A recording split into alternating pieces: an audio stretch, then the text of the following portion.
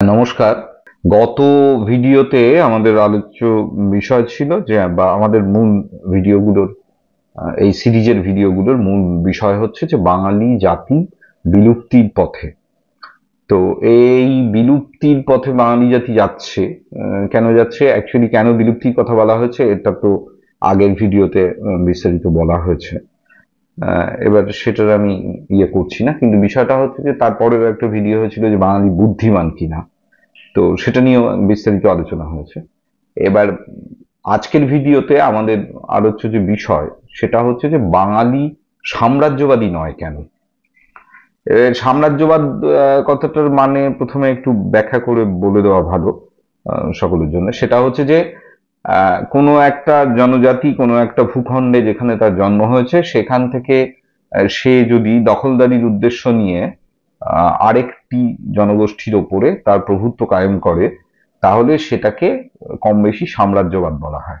মোটামুটি সাম্রাজ্যবাদের একদম একাডেমিক সংজ্ঞা কি আছে আমি জানি না, কিন্তু এটা হচ্ছে মূল বিষয়। এবার এই সাম্রাজ্যবাদ তার সময়ে সময়ে তার চেঞ্জ করেছে। অর্থনৈতিক এবং রাজনৈতিক যে পরিমণ্ডল গোটা পৃথিবী ভূ রাজনৈতিক ক্ষেত্রে, সেটার বদলাবার সাথে সাথে সাম্রাজ্যবাদও তার নিজের রূপ বদলেছে। সেটা হচ্ছে যে বাঙালি কোন স্তরে কোন স্টেজেই সাম্রাজ্যবাদী নয়। আমি যদি একটা একটা করে মানে প্রথমেই আমি এই বিষয়টা বলি যে অমিয়ভূষণ মজুমদারের চাঁদ বেনে যারা পড়েছেন, তো চাঁদ বেনে একটা খুব গুরুত্বপূর্ণ উপন্যাস এবং বাংলা সাহিত্যে এটা নিয়ে প্রচুর আলোচনা হয়েছে। হয়তো সবচেয়ে অপঠিত অথচ বিখ্যাত উপন্যাসগুলোর একটা হচ্ছে চাঁদ বেনে। যাই হোক, অমিয়ভূষণ কেউ পড়েন না, কিন্তু অমিয়ভূষণ সেই চাঁদ বেনে উপন্যাসে প্রথমত তার ক্যারেক্টার চাঁদ সদাগর, যে বাংলারই নায়ক, সেখানে কোনো ইম্পিরিয়ালিজম বা সাম্রাজ্যবাদ ছিল না, মানে বহি সাম্রাজ্যবাদ কিছু ছিল না, বাংলার ওপরে আরোপিত কোনো সাম্রাজ্যবাদ ছিল না। এরকম একজন নায়কের নাম চন্দ্রধর বণিক, চন্দ্রধর বসু বলে অমিয়ভূষণ তাকে মেনশন করেছেন। এই চন্দ্রধর বসু এবং লক্ষিন্দর বসু এদের যে অ্যাক্টিভিটি আর কি, সেইটা যেভাবে উঠে এসেছে সেই উপন্যাসে, এবং তার সাথে সেই সময়ের সমাজচিত্র, তো সেটা অমিয়ভূষণ লিখেছিলেন এই উপন্যাসে। যে অমিয়ভূষণের উপন্যাস আমাদের আলোচ্য বিষয় না। আমাদের বিষয়টা হচ্ছে যে প্রায় 1000 বছর আগে সমতট নামে একটা দ্বীপকে কেন্দ্র করে, মূলত একটা দ্বীপ, সেটা সুমাত্রা, জাভা, বালি ইত্যাদি এরকম যে কোনো একটা জায়গা হতে পারে, কারণ তার যে চারপাশের যে বর্ণনা এবং সমুদ্রযাত্রার যে সেখানে আলোচিত হয়েছে নানা সময়, তাতে পরবর্তীকালে নানা হিসেব করে দেখা গেছে যে মানে ভূগোল বিচার করে দেখা গেছে যে এটা নিশ্চয়ই এইরকম কোনো একটা অঞ্চল থেকে হবে। কিন্তু তারা বাঙালি।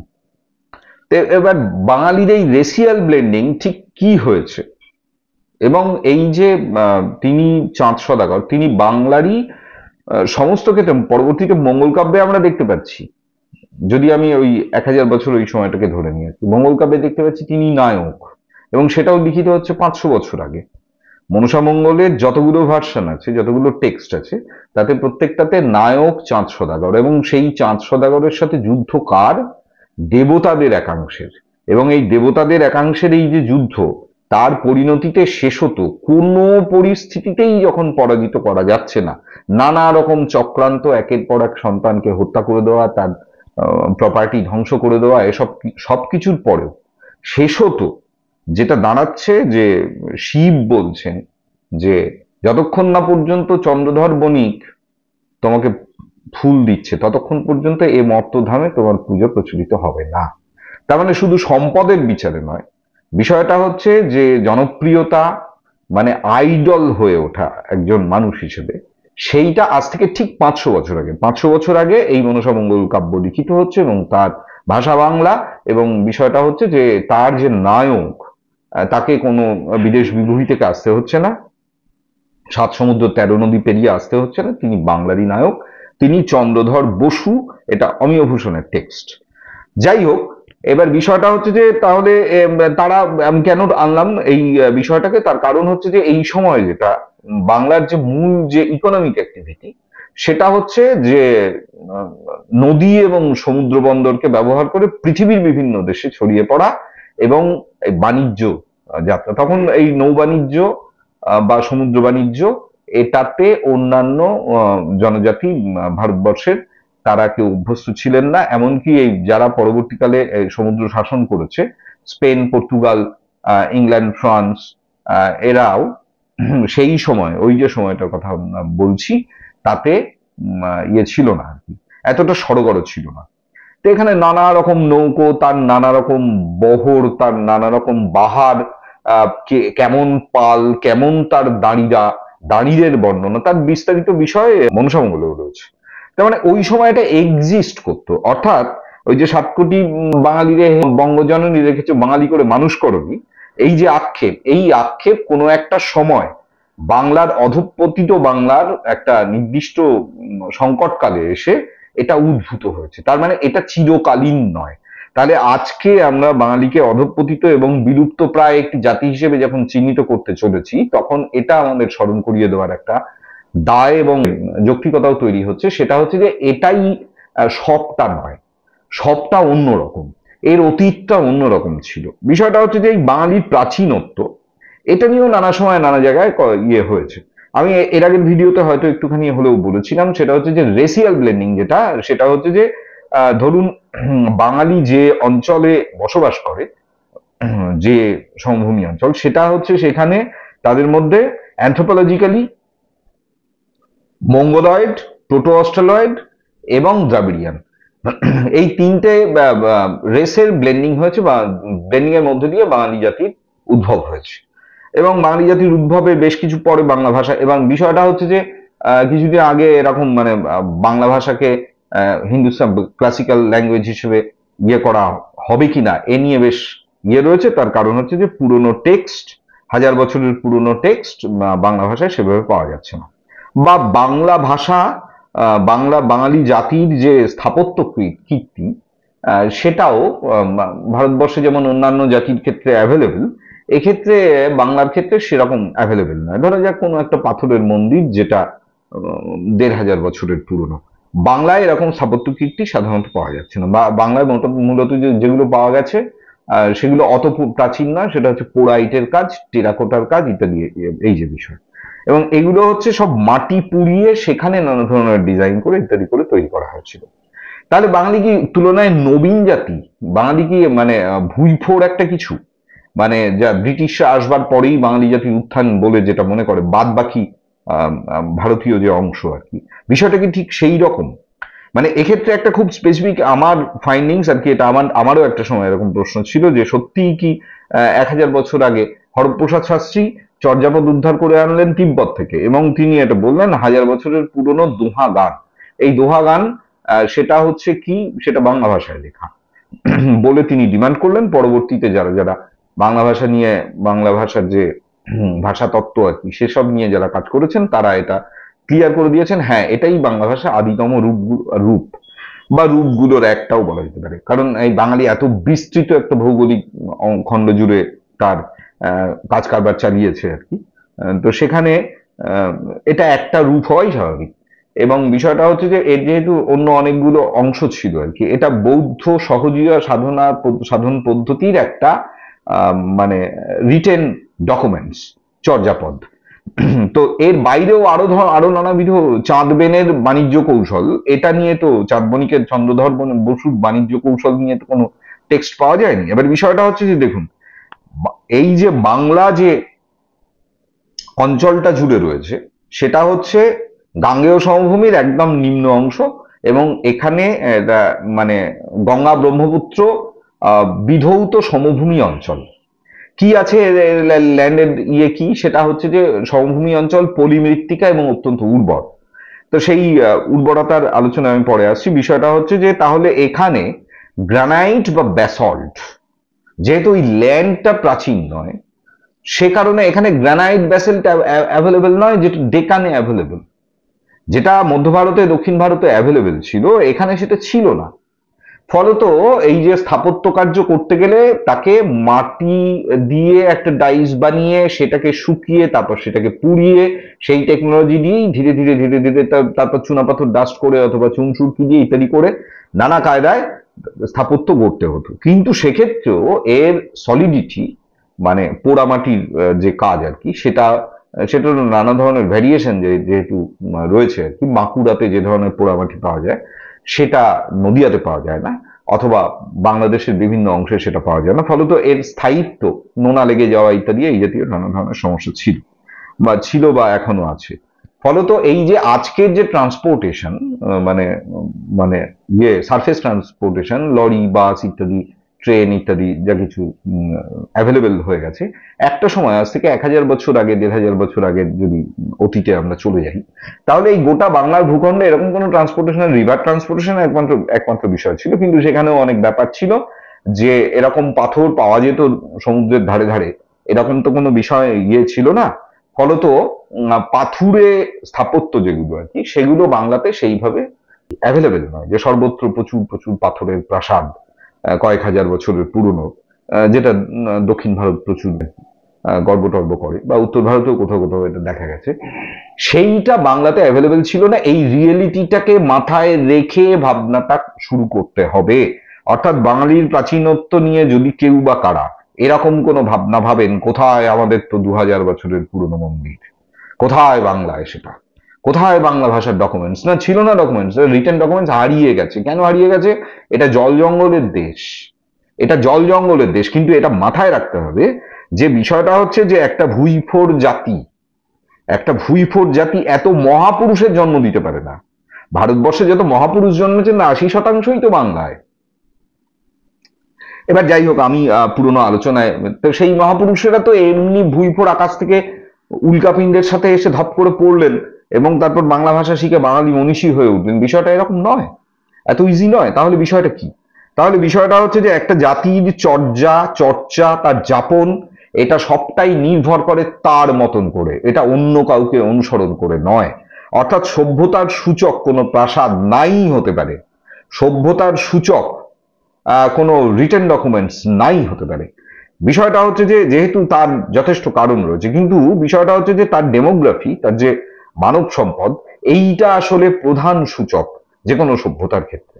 যে আদপে সেইখানে যে মানুষেরা জন্মাচ্ছেন, যে ভাষায় তারা কথা বলছেন, সেই ভাষাটিকে তারা কতদূর উন্নত করতে পেরেছেন, সেই ভাষার শব্দভাণ্ডার অ্যাকচুয়ালি কতদূর উন্নত, সেই ভাষা দিয়ে আদপে কত বিচিত্র ভাব প্রকাশের রাস্তা তৈরি করতে পেরেছেন, এই যে এই বিচার যদি করা যায়, তাহলে দেখা যাবে যে not only India, not only Bharatvarsha, গোটা এশিয়াতে বাংলার মতো রিচ ল্যাঙ্গুয়েজ, বাংলার মতন ভাষা আর কি, সমৃদ্ধ ভাষা, এটা ভারতবর্ষ তো দূরের কথা, এশিয়াতে নেই। এই এরকম একটা সমৃদ্ধ ভাষা একটা অসমৃদ্ধ জাতি তৈরি করে ফেললো, এটা ম্যাজিক নাকি?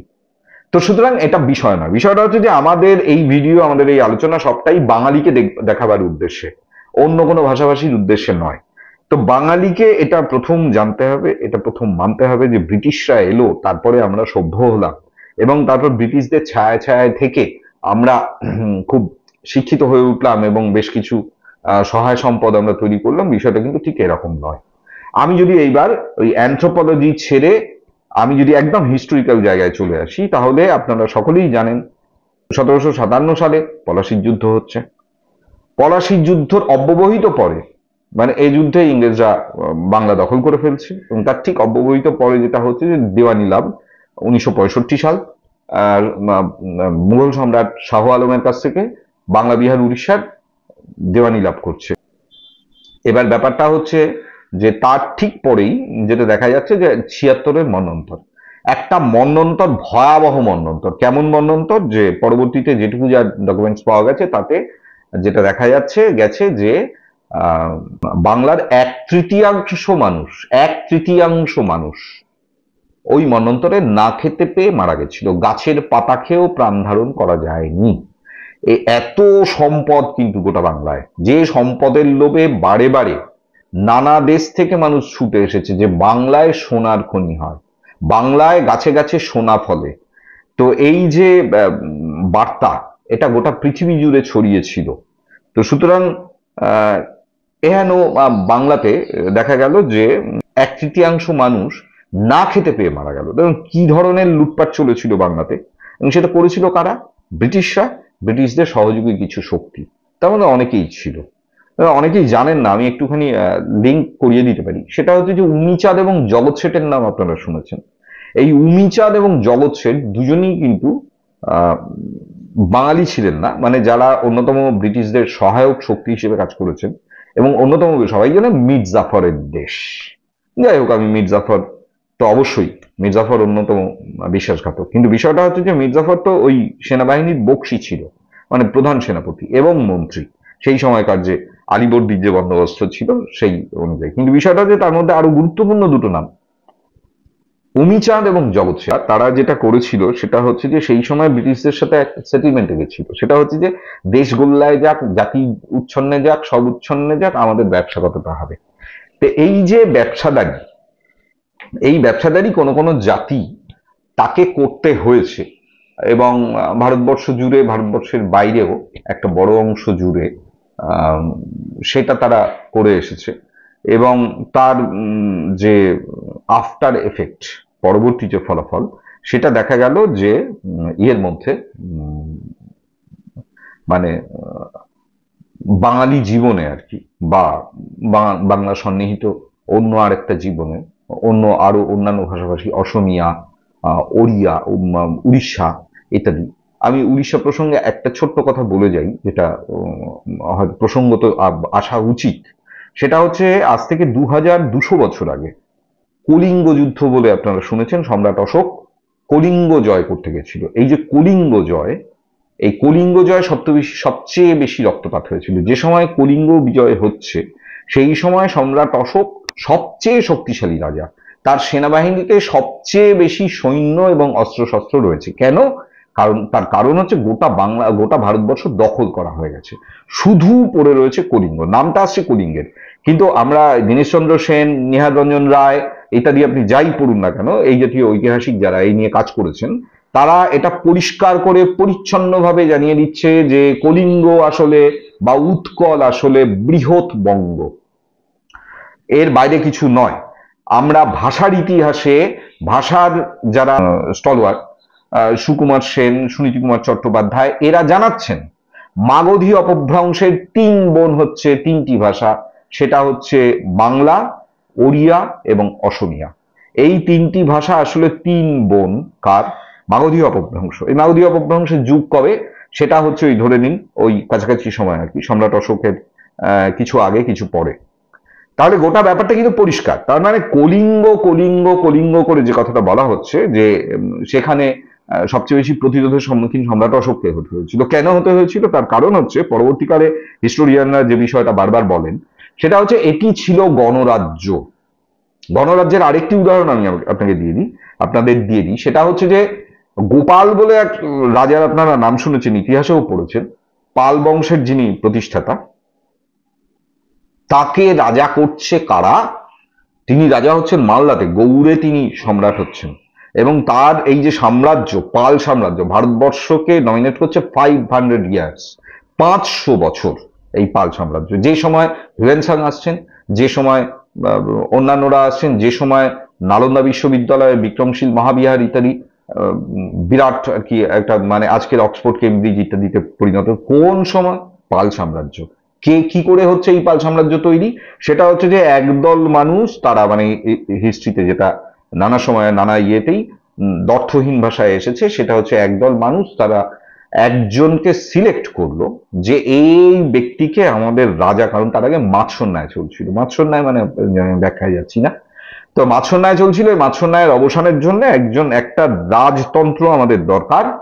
তাহলে এই যে আমাদের দরকার বলে চাঁদ বণিকের মতন কিছু মানুষেরা তারা ঠিক করলেন যে বাংলার তো সেই ইন্টেন্সিভ হিস্ট্রি নেই, মানে ফলত কিছুটা কল্পনার আশ্রয় নিতে চাঁদ বণিক, চন্দ্রধর বসু, লক্ষিন্দর বসুর মতন কিছু মানুষেরা, বা এরকম আরো কেউ কেউ, তারা মিলে ঠিক করছেন যে আচ্ছা, আমরা তো দেশে দেশে ঘুরে বেড়াচ্ছি, আজ পৃথিবীর এ প্রান্তে যাচ্ছি, কাল ও প্রান্তে যাচ্ছি, আজ ইউরোপে যাচ্ছি, কালকে যদিও নামগুলো এরকম ছিল না সেই সময়, তো পরের দিন জাপানে যাচ্ছি, আজ সুমাত্রাতে যাচ্ছি, কাল বর্নিওতে যাচ্ছি, পরের দিন থাইল্যান্ড, মালয়েশিয়া, ইন্দোনেশিয়া, এগুলো তো আমাদের ঘরের পাশে, এগুলো করে বেড়াচ্ছি, পরশুদিন আরবে যাচ্ছি, সেখান থেকে নানা আরবি জিনিসপত্র কিনে নিয়ে আসছি, তাদের সাথে বিনিময় করছি ইত্যাদি, কারণ তারা যেহেতু জলে নামতে পারতো না। এইসব কাণ্ড করছি আমাদের একটা এই সামাজিক ব্যবস্থাটাকে ইয়ে করবার জন্য একজন রাজা থাকলে ভালো হয়, একজন প্রশাসক থাকলে ভালো হয়। এরকম একজন প্রশাসকের জন্ম হচ্ছে। মানে ব্রিটেনে যেমন ম্যাগনা কার্টা একটা অন্যতম গুরুত্বপূর্ণ আলোচ্য বিষয় হিসেবে ওয়ার্ল্ড হিস্ট্রিতে আসে, ভারতবর্ষের ইতিহাসে এই বাংলাতে ঘটছে ঘটনা, মাথায় রাখতে হবে। কবে ঘটছে? আজ থেকে 1500 বছর আগে। কি ঘটছে? একদল লোক তারা সমবেত হয়ে একজনকে রাজা নির্বাচিত করছে। তার মানে বাঙালি জাতি ভুইফোড় নয়। প্রথম এটা বুঝে নিন যে এই জাতিটা হঠাৎ করে উল্কাপাতের মতন করে ধপ করে পড়েছে, অথবা সমুদ্রের জাল টেনে কেউ একটা তুলেছে, অথবা কেউ দয়া দাক্ষিণ্য করে যা তোকে আজ এই জমিদারি দিয়ে গেলাম। বিষয়টা মোটেই এরকম নয়। এই হিস্ট্রি 1500 বছর আগের ইতিহাস, এবং এর সাংঘাতিক মানে তার প্রশাসনিক, রাজনৈতিক, অর্থনৈতিক, সামাজিক, বৌদ্ধিক সমস্ত দিকে একটা সাংঘাতিক বিকাশের জায়গায় গেছে। 500 বছর ধরে ডোমিনেট করেছে এই পাল সাম্রাজ্য। তো যাই হোক, আমি এই পাল সাম্রাজ্যের বিস্তারিত যাচ্ছি না। এবং তারপরে একের পর এক অ্যাটাক হয়েছেন, আলটিমেটলি ইয়ে হয়নি আর কি, সেগুলো সাকসেসফুল হয়নি। এবার পরবর্তীকালে আমি যেটা আপনাদের গত ভিডিওতে একটুখানি টাচ দিয়েছিলাম, সেটা হচ্ছে যে দেখা গেল যেটা যে ব্রিটিশরা যখন এলো তখন একটা ঝলক, মানে তার আগে কি হয়েছে, একের পর এক যারা ওই ঘোড়া ছুটিয়ে তরোয়াল নিয়ে অন্য দেশ দখল করতে এসেছিল, করে তারা সেই রকম বাংলাতেও এসেছে। সেটা পাঠান হতে পারে, আফগান হতে পারে, বর্গী হতে পারে, অর্থাৎ মারাঠারা হতে পারে, যারা আসতো আর কি, এবং নিয়মিত এই কাণ্ডটা করতো। তারা দেখলো অদ্ভুত শান্তিপ্রিয় একটা জাতি, গান গায়, নাচ করে, খায় দায়, অথচ যুদ্ধ করে না। কেন যুদ্ধ করে না? তার কারণ তার যুদ্ধ করার প্রয়োজন নেই। এবার বিষয়টা হচ্ছে যে বাঙালির কাছে যুদ্ধ এটা খুব প্রয়োজনীয় ছিল না। এমনকি শিকারও যে খুব প্রয়োজনীয় ছিল সেটা নয়। মানে এই শিকারেরও ক্ষেত্রে যেটা দেখা যায়, সেটা প্রধানত পাওয়া যাচ্ছে কিন্তু আমাদের রাঢ় অঞ্চলের যে মঙ্গল কাব্যগুলো সেখানে পাওয়া যাচ্ছে। তার আগে অন্য অন্য অংশগুলোতে সেভাবে স্পষ্ট নয়, যে সেভাবে আসেনি, যে মেইন জীবিকা নয়। তো সেখানে জীবিকা কি? সেখানে জীবিকা হচ্ছে সাহিত্য করতে গিয়ে লুইপাদও লিখছে যে হারিত ভাত নাই নীতি আবিষি। এটা 1000 বছর আগে লুইপাদ লিখছে। বিষয়টা হচ্ছে তো কাব্য করতে গিয়ে লিখতে হচ্ছে, সেটা বিষয় না। এবং যাদের কথা লিখছে একেবারে প্রান্তিক একটা অংশের মানুষ, ডোম ছাড়াল ইত্যাদি। কারণ হচ্ছে যে হিন্দুত্ব এবং বৌদ্ধত্ব এই দুটোর মধ্যে যে একটা স্ট্রাগল, এটার মধ্যে একটা লড়াই কয়েক হাজার বছর ধরে ভারতবর্ষে চলেছে। বা দাঙ্গা বলতে যেটা বোঝানো হয়, ভারতবর্ষে সবচেয়ে বেশি দাঙ্গা ঘটেছে হিন্দু এবং বৌদ্ধদের মধ্যে, হিন্দু মুসলিমদের মধ্যে নয়। এটা ভুল জানেন, যারা জানেন রেকটিফাই করে নিন। সেটা হচ্ছে বৌদ্ধ এবং হিন্দুদের মধ্যে সবচেয়ে বেশি দাঙ্গা হয়েছে। এবং বিষয়টা হচ্ছে যে লুইপাদ যেহেতু একজন বৌদ্ধ ধর্ম প্রচারক ছিলেন এবং সহজিয়া ভাষায় তিনি সাধারণ অন্যতম প্রবর্তক ছিলেন, তিনি লিখছেন একটা অংশের কথা। কোন অংশের কথা? হিন্দু ধর্মে একদম পিছড়ে বর্গ বলতে যা বোঝায় তার কথা। সুতরাং তার হারিত ভাত নাই নীতি আবেশি এই যে কথা, এটার অন্য নানা ব্যঞ্জনাও থাকবে। তো আমি সেই আলোচনায় যাচ্ছি না। বিষয়টা হচ্ছে যে বাঙালির কোনো কালেই কোনো অভাব ছিল না, কোনো কালেই কোনো অভাব ছিল না। তার কারণ হচ্ছে প্রকৃতি অকৃপণা ছিলেন। প্রচুর ফসল, প্রচুর মাছ, প্রচুর জলজ সম্পদ, যা আর যা যা কিছু হয় জলে, আমি নিষিদ্ধ প্রাণীদের নাম করছি না। তো এই সবটাই বাঙালির খাদ্য তালিকায় ছিল। এবার বিষয়টা হচ্ছে যে ক্রাইসিস থেকে তো সাম্রাজ্যবাদ আসে। এই যে স্ক্যান্ডিনেভিয়া মানে আমি ধরে নিচ্ছি যে মানে আজকে যারা ব্রিটিশ বা যারা ইংরেজ বা এই যে অ্যাংলো সেকশন, এই যে অ্যাংলো সেকশন বা যাদের রেসিয়াল যে জায়গা আর কি, সেই অ্যাংলো সেকশন, নর্সম্যান, ভাইকিং, এই যে সেকশন, ভাইকিংদেরও আপনারা নানা রকম গল্প টল্প পড়েছেন, দুঃসাহসিক গল্প, যে তারা পৃথিবী এক্সপ্লোর করতে যাচ্ছে, কোথাও থেকে সোনার ঘন্টা নিয়ে আসছে, কোথাও থেকে ইত্যাদি কল্পরাজ্যে। কারণ তারা সেই প্রথম তারা সমুদ্রে ভেসে পড়লো এবং বিচিত্র এই পৃথিবীকে তারা দেখতে শুরু করলো। কিন্তু বিষয়টা হচ্ছে অমিয়ভূষণ আবার অমিয়ভূষণে আসে। অমিয়ভূষণ লিখছেন আজ থেকে 1000 বছর আগে, চন্দ্রধর বসু, সেই যে আবার যে কথা আনছি, সেটা হচ্ছে যে অমিয়ভূষণ বলছেন, আমি এটা ইয়ে করিনি, কিন্তু তার রিটেন ডকুমেন্টস, তার রচনাবলিতে আছে। সেটা হচ্ছে যে স্ক্যান্ডিনেভিয়ার পাশে সমুদ্রে একটি জাহাজ, একটি কাঠের জাহাজ উত্তোলিত হয়েছিল এবং সেখানে বাংলা ভাষায় লেখা বেশ কিছু শব্দ এবং স্বস্তিক চিহ্ন, এগুলো সবগুলো পাওয়া গেছিল। কোথা থেকে গেছিল এটা খুব খুব স্পষ্ট করে বলে দেওয়া যায় যে বাংলা থেকে স্ক্যান্ডিনেভিয়া পর্যন্ত। স্ক্যান্ডিনেভিয়া অর্থাৎ জলপথে ভারতবর্ষের রাস্তা আবিষ্কার করবার যে চেষ্টা, এটা নিয়ে আমাদের ইতিহাসের যত আলোচনা, কেউ ভুল করে আমেরিকায় চলে গিয়ে সেটাকেই ইন্ডিয়া বলে দিচ্ছে। কবে হচ্ছে এসব? কলম্বাসের ইতিহাস আপনারা জানেন খুব ভালো করে, যখন স্পেন পর্তুগাল জলে এভাবে নেমে পড়লো। এবার বিষয়টা হচ্ছে যে আহ অমিয় ভূষণ লিখছেন বা আমরা মঙ্গল কাব্যে দেখছি যে তার অনেক আগে এই কাণ্ড বাঙালি ঘটিয়ে ফেলেছে। কারণ সেখানে মঙ্গল কাব্যে আজ থেকে 500 - 550 বছর আগে লিখিত টেক্সট, যেটা অন্তত আমরা পেয়েছি, অজস্র টেক্সট হারিয়ে গেছে। কারণ এই টেক্সট উদ্ধারও নানা রকম সমস্যা হয়েছে, জল জঙ্গলের দেশ, সবকিছু নড়ে পচে উই খেয়ে এসব হয়ে যাওয়ার প্রচুর সম্ভাবনা ছিল। কিন্তু বিষয়টা হচ্ছে যে যেটা দেখা গেল খুব পরিষ্কার ভাবে, সেটা হচ্ছে যে ইয়ে নয়, বাঙালি হচ্ছে অনেক আগে এই সমুদ্র বাণিজ্যে অত্যন্ত সড়গড় ছিল, তাই সেটা একটা যে কোনো কবির কাব্যে প্রধান উপজীব্য বিষয় হিসেবে হাজির হয়েছে। আমরা সমস্ত মঙ্গল কাব্য মূলত মনসা মঙ্গলে এটা খুব স্পষ্টভাবে পাই। এবার বিষয়টা হচ্ছে যে তাহলে কি দাঁড়ালো ব্যাপারটা, তাহলে বাঙালি যে একটি সমৃদ্ধ জাতি, বাঙালি যে একটি প্রাচীন জাতি, সেটা খুব স্পষ্টত পরিষ্কার হয়ে যায় এই আলোচনা দিয়ে। অন্তত আমার কাছে লজিকটা সেইভাবে পরিষ্কার। এবার বিষয়টা হচ্ছে কি, বিষয়টা তাহলে এই যে আমাদের আলোচ্য যে বিষয় যে বাঙালি কেন সাম্রাজ্যবাদী নয়, তো তাহলে সাম্রাজ্যবাদের প্রয়োজনীয়তা পড়েনি। কেন পড়েনি? স্ক্যান্ডিনেভিয়ানরা সবচেয়ে বড় সাম্রাজ্যবাদী পরবর্তীতে দেখা গেছে। আরবে যারা থাকে তারা সবচেয়ে বেশি, এন্টায়ার মিডল ইস্টে যেখানে খুব ঊষর রুক্ষ একটা প্রাকৃতিক পরিবেশ, সেখানে দেখা গেল যে একদল মানুষ তারা সাম্রাজ্যবাদী। ভারতবর্ষের ডেকান অঞ্চল, মহারাষ্ট্র, যে অঞ্চলে ধান ফলে না, গম ফলে না, কিছু ফলে না, কারণ তখন ইরিগেশনের এই যে আধুনিক যে সিস্টেম সেসব ছিল না, খেতে পায় না মানুষ, ওই মাঝে মাঝে পাথর চিড়ে পাথর ফাটিয়ে এক একটা শক্তপোক্ত গাছ সেখানে জন্মায়। তো এই যে ডেকান ল্যান্ডের যে মালভূমি অঞ্চলের যে ইয়ে, সেখানে খুব সহজে মানুষ খেতে পেত না, এই যে ভূমিরূপ, সেই ভূমিরূপের কারণে। তো তাদের ধাওয়া করে বেড়াতে হতো কোথায় ফসল আছে, কোথায় খাদ্য আছে। আর সেখানে বাংলায় উঠোন জুড়ে আলপনা, গোলা ভরা ধান, পুকুর ভরা মাছ, ঘরে ঘরে মেয়েদের মাথায় ঘোমটা, তাদের একাধিক শাড়ি, তাদের অজস্র অন্যান্য পোশাক এবং গা ভরা ভর্তি গহনা, এ সবটা বাংলার মানে স্বাভাবিক অস্তিত্ব। এবং এটা দেখে তারা বিস্মিত হয়েছে এবং তারা ডেস্টিনেশন করে নিল, একমাত্র ডেস্টিনেশন, বছরে দুবার করে বর্গী হামলা হতো বাংলায়, এবং তারা ধান চাল সহায় সম্পদ যা যেখানে যা পেত সেইগুলো উচ্ছেদ করতো। সেখানে তার বিরুদ্ধে একটা নোটেড হিস্ট্রি রয়েছে যে আলীবর্দী খাঁ এই বর্গীদের বিরুদ্ধে লড়াই করেছিল এবং বর্গীদের দমন করেছিল।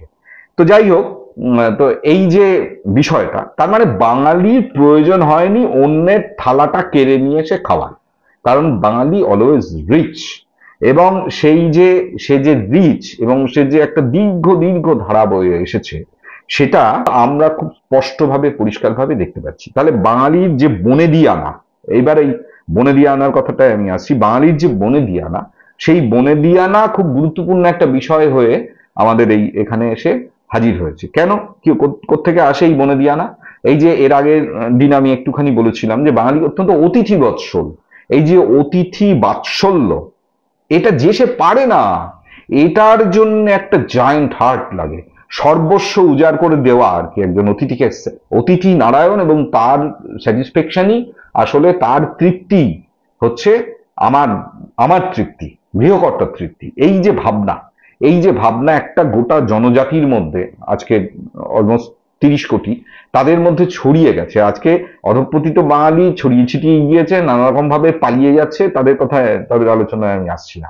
তারা ভয় পায়, অতিথি তো দূরের কথা, তারা ভাই এলেও ভয় পায় যে আবার রাতে থাকবে নাকি, দুপুরে খাবে নাকি, এইসব ভাবে। তো যাই হোক, সেই অধঃপতিত, সর্ব অর্থে অধঃপতিত, অর্থনৈতিকভাবে, সামাজিকভাবে, পারিবারিকভাবে অধঃপতিত বাঙালির কথা আমি বলছি না। তো কিন্তু বিষয়টা হচ্ছে যে এইটা একটা সাধারণ আচরণীয় বিষয় ছিল বাঙালি সমাজে যে অতিথি আসলে নারায়ণ, এবং তাকেই সেবা করলে নারায়ণের সেবা হয়, এই যে ভাবনা, এবং প্রকৃতই সেটা, মানে সে এক বুক আনন্দ উঠতো। আমরাই আমাদের ছোটবেলায় দেখে এসেছি যে কেউ একটা এলে অতি অতি দূরের ক্ষীণ সম্পর্কের কোনো এক আত্মীয়, তিনি এসেছেন, আমরা দৌড়ে গিয়ে ছোট ছিলাম, জড়িয়ে ধরতাম, গিয়ে তাকে নিয়ে আসতাম বাড়িতে, দেখতাম বাবা মা অভাবের মধ্যেও খুব উৎসাহিত হতেন, আনন্দিত হতেন, খুব একটা ইয়ে হতো, এবং তারাও বারবার করে বলে যেত যে না এরম করলে হবে না, তোমরা কবে যাবে সেটা বলো। এবার খুব ছোট্ট জায়গা, অল্প জায়গায় বিছানা, সেইখানে একদম ঠেসে ঠুসে শোয়া, সেইভাবে ঘুমানো, কিন্তু অপার আনন্দ। এই আনন্দের যে লিগ্যাসি, সেটা শুধুমাত্র বাঙালির ছিল। এবার বিষয়টা হচ্ছে যে এইটা এমনি এমনি হয় না। একটা সম্পদশালী সম্পদের ব্যাপারে উদাসীন হতে পারে, যার সম্পদ নেই, একটা চোর কখনো সম্পদের ব্যাপারে উদাসীন হতে পারে না। তো এটা এটা খুব খুব সাধারণ সাইকোলজি, একদম হিউম্যান সাইকোলজি, সোশ্যাল সাইকোলজি, এর জন্য অন্য কিছু লাগে না। তো বাঙালি সম্পদশালী ছিল, সেই কারণে সে সম্পদে উদাসীন ছিল, তো খুব স্বাভাবিক। কিন্তু বিষয়টা হচ্ছে যেটা যেটা এর আগের দিনও আমি বলেছিলাম একটুখানি, যে যে একটা জাতির জীবনে, জাতীয় জীবনে নানা সময় অধঃপতন আসতে পারে। এই যে অধঃপতন, সেই অধঃপতন কবে থেকে শুরু হলো সেই আলোচনা আমি শুরু করেছি, একটু টাচ দিয়েছি, কিন্তু আজকে এটা নিয়ে বিস্তারিত আলোচনায়, যেমন ধরুন বিষয়টা হচ্ছে যে ব্রিটিশরা ভারতবর্ষে এলো, এবং আপনারা শরৎচন্দ্রের উপন্যাসে পড়েছেন, বিমল করের উপন্যাসে পড়েছেন, যে বাঙালি কোথায় যাচ্ছে, বার্মাতে যাচ্ছে, বাঙালি কোথায় যাচ্ছে, পেশোয়ারে যাচ্ছে, বাঙালি কোথায় যাচ্ছে, আফগানিস্তানে। চাঁদের পাহাড়ে আপনারা বিভূতিভূষণের নায়ককে দেখেছেন, সে আফ্রিকায় চলে যাচ্ছে এবং সেখানে নানা ধরনের অ্যাডভেঞ্চারের মধ্যে দিয়ে সে একদম দুর্মূল্য হিরে কোন গুহা থেকে জীবনের ইয়ে ত্যাগ করে সে নিয়ে চলে আসছে, এবং সে একজন অত্যন্ত দামাল ছেলে শঙ্কর। তো ইত্যাদি প্রভৃতি পড়েছেন। তার মানে এই যে কমনওয়েলথ যে কান্ট্রি আর কি, স্বাধীন হওয়ার পর থেকে বা দ্বিতীয় বিশ্বযুদ্ধের পর থেকে যদি মোটামুটি কাউন্ট 50-55 এরকম যে দেশ, যে দেশে বাঙালির অবাধ গতায়াত ছিল, এই যে অবাধ গতায়াত, তো সেইটাও একটা নতুন যুগের সূচনা করেছিল। কিন্তু বিষয়টা হচ্ছে যে কেন এই ঘটনার পরেও উমিচার জগৎ শেঠরা এসে এখানে আড়তদারি খুলে ফেলতে পারলো, এবং তারা একটা বার্গেনিং এ যাচ্ছে প্রতিনিয়ত ক্লাইভের সাথে, যে আমরা তোমাকে এইটা করে দিতে পারি, তাহলে তার বদলে তুমি কি দেবে বলো। যে মূল বিষয়টা হচ্ছে সিরাজদৌল্লার রাজকোষাগার লুট করে যে মোহর পাওয়া যাবে, ইয়ে লুট করে যত গয়নাগাটি সম্পদ যা পাওয়া যাবে, তার কত পার্সেন্ট তোমরা নেবে, কত পার্সেন্ট আমাদের দেবে, এই যে ভাগ বাটোয়ারা। মির্জাফর কতটা নেবে, তাহলে উমিচার জগৎ শেঠ কতটা নেবে, ক্লাইভ কতটা নেবে, অন্যান্য পদস্থ কর্মচারী ইস্ট ইন্ডিয়া কোম্পানি তারা কতটা নেবে, এই জাস্ট বার্গেনিং চলছে। এবং সেই ইতিহাসও আপনারা যদি ঘাটাঘাটি করেন পেয়ে যাবেন। তো এমন কিছু জটিল দূরে কিছু বিষয় নাই। সেই সময় বাঙালি এই সম্পদের ব্যাপারে চূড়ান্ত উদাসীন। তো যাই হোক, এই উদাসীনতা আসে, সম্পদশালী আসলে সম্পদে সর্ব অর্থে সম্পদশালী, মানে সম্পদশালী মানে শুধু গোছা গোছা নোটের তারা নয়, সর্ব অর্থে সম্পদশালী একজন মানুষই সম্পদের প্রতি উদাসীন হতে পারে। কিন্তু এই উদাসীনতা বাঙালি জীবনে ঠিক কি ফেট, কি দুর্ভাগ্য বয়ে নিয়ে এলো, সেইটা নিয়ে যদি আজকে আর বিস্তারিত আলোচনা করতে পারছি না, কারণ আমাদের ভিডিওটা অলরেডি বেশ কিছুটা বড় হয়ে যাচ্ছে, বিস্তারিত যাচ্ছি না। কিন্তু বিষয়টা হচ্ছে যে এই সাম্রাজ্যবাদের সূচনাটা বা একটা পার্ট আমি বললাম, নেক্সট পার্টটা নেক্সট ভিডিওতে আমি আলোচনা করছি, যে কেন বাঙালি সাম্রাজ্যবাদী নয়, তার যৌক্তিকতা, তার প্রয়োজনীয়তা কেন ছিল না, বা আজকেও অলমোস্ট কেন নেই, বা আজকেও কেন সে ফেল করছে বারবার এই পার্টে। তো সেটা নিয়ে আমি পরের ভিডিওতে বিস্তারিত আমার জ্ঞানগম্য অনুযায়ী আলোচনা করব। নমস্কার, ভালো থাকবেন।